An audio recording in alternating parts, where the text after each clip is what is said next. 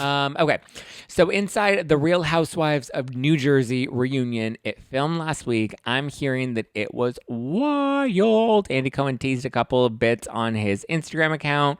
Melissa seemed to have been coming with some receipts, and it started off fairly tame, but then the husbands came out and things got feisty, and ooh vey. So Page Six is reporting that Teresa was completely unhinged and totally out of control. She was cursing up a storm. She apparently called Margaret an effing whore, and even Andy was getting frustrated with Teresa at multiple moments throughout the reunion.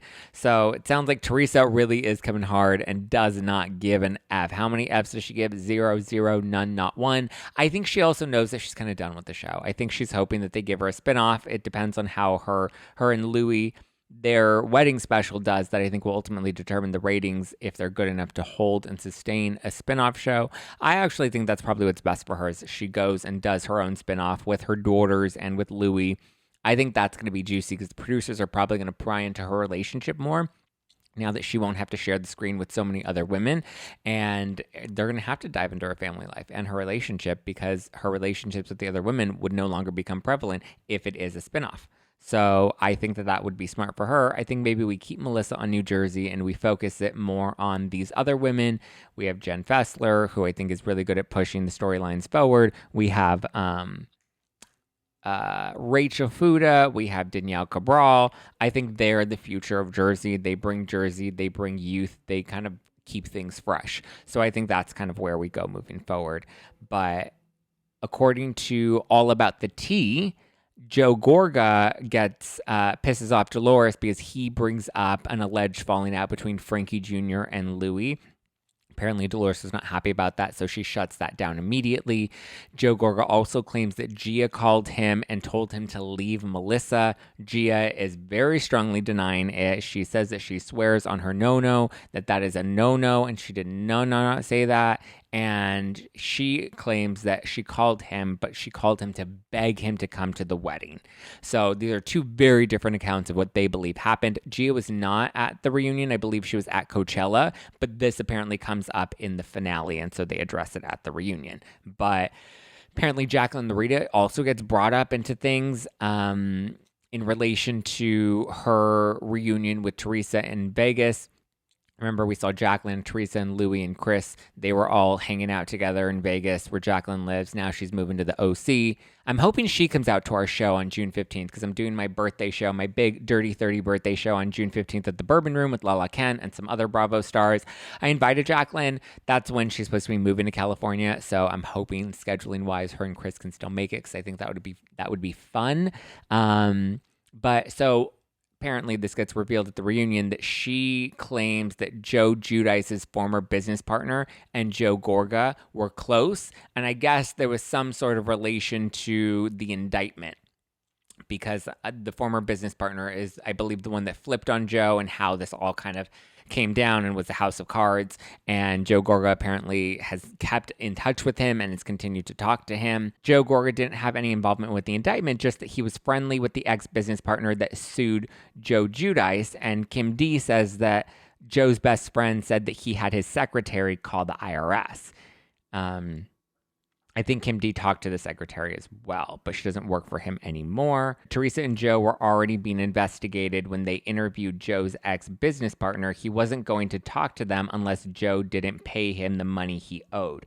Joe wouldn't pay him, so the ex-partner started talking. Joe Gorga was friendly with the ex-partner. Separately, Kim D said Joe had a girl he worked with, a secretary or an assistant, that called the IRS to report Joe for not paying his taxes. Interesting. Okay, so it seems like Joe had an assistant or a secretary that tipped off the IRS. But the lawsuit with the business partner, that's, I guess somehow they came onto somebody's radar.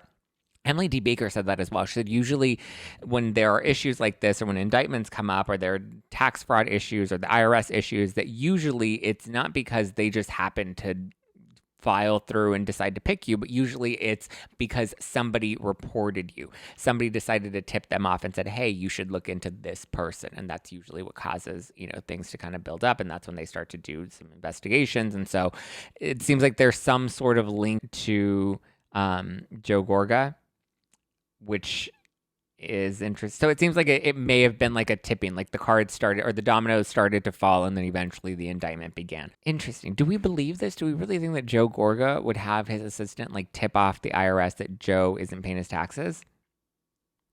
I mean, I don't know. Like, what would be the benefit of that? Because, like, wouldn't you also be hurting your sister in the process? Unless he wanted to hurt his sister because they were not on good terms at that point. I don't know. I mean, this is a wild accusation. It also comes from Kim D. I know Kim D tends to have a lot of dirt on people, but I also question the validity of the dirt that she has on people.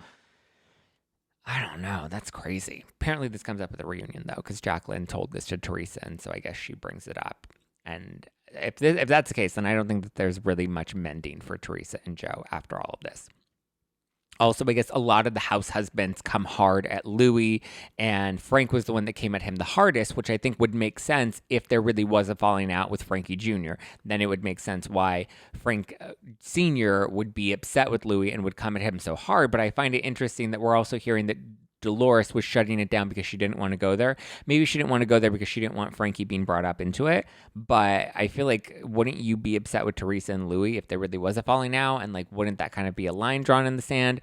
Dolores and Polly went out to dinner with Teresa and Louis, and I think Danielle and Nate Cabral were also there at the dinner with them. I didn't see Jennifer Aiden tagged or Bill Aiden tagged in that, but it seems like Dolores and Teresa and Louis seem to be okay. So I'm curious how much truth there is to this falling out with Frankie Jr. and why Frank Catania would be coming at Louis so hard and why Joe would be throwing out an accusation like this.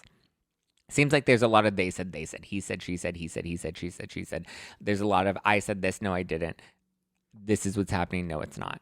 Teresa reveals that she didn't invite Melissa's mom to the wedding because the mom was liking negative tweets about her. And Melissa's like, well, my mom likes a lot of stuff about the show on social media. I don't get it personal.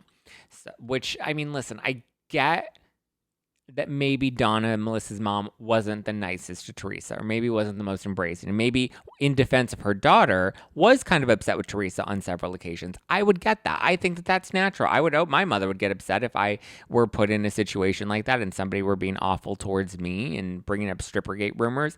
I get that. I do think, however, like, I understand Teresa not wanting Donna at the wedding. I totally understand why, and I get why she just didn't want to do it. But I also think Teresa's not dumb. And I think Teresa knew that if she did this, it would draw a line in the sand and it was going to upset Melissa and Joe. And why she decided to move forward, like not inviting Melissa into the wedding. That was obviously going to be an issue. We foresaw that this was going to be an issue. So you either avoid the issue by having Melissa be in the wedding, whether it's to your liking or not, because at the end of the day, weddings sadly aren't about the actual couple getting married. They're about everybody else involved. And that's just the unfortunate thing about weddings. It's a ceremony, but everybody else makes it about themselves. And so in this case, I think put Melissa in the wedding, put Joe in the wedding, put the kids in the wedding, just to make peace, just to make nice. Because that's what Teresa says, right? She always wants to just make peace. She always wants to make it nice. I understand her not wanting to, but I think if she really doesn't want the drama and she really just wants everything to be fine, then don't do stuff like this because this is not going to make things fine. This is not going to make things better. I understand Teresa's reasoning. I want to be very clear. I get where Teresa is coming from. However, I don't get her being so shocked that things shook out the way that they did because of her own actions. I think she could have avoided that. I think she knew that Donna not being invited would have been an issue, and I think she should have just invited Donna whether she wanted her to be there or not. She didn't have to interact with Donna. I mean, think about it. How many times do people have to invite people that they don't want to invite to their wedding and they have to invite them by obligation for some other reason, but it keeps the peace and it keeps there from being drama, right? Hey, Teresa. Oh, yeah. I can't wait to see her wedding special to Louis and see how that all unfolds. But there's apparently no talk of the BravoCon feud. Remember at BravoCon, it was, Friday night? There was some beef between Jennifer Aiden and the Gorgas, and she threw a drink at them, and they called her names, and it was a whole thing, and they got into a fight, and Bravo was like pissed about that. Apparently that doesn't come up. That doesn't get addressed at all. The whole reunion sounds wild, and it doesn't sound like there was much resolution at all. But I don't know. What do you think? How are you feeling about this reunion? Are you looking forward to it?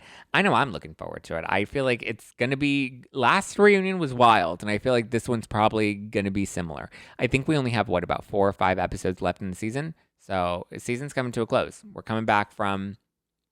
Coming back from Ireland, and we shall see. We will discuss this week's episode of Real Housewives of New Jersey with the Brav Bros live on Thursday night in Philly. You can get your tickets at nofilterlive.com, and we're also going to have a very special interview live on stage with Dorinda Medley. The show is not being live streamed, so the only way to catch it is to come to the show in Philly at City Winery, April 27th. That's this Thursday. Get your tickets at nofilterlive.com.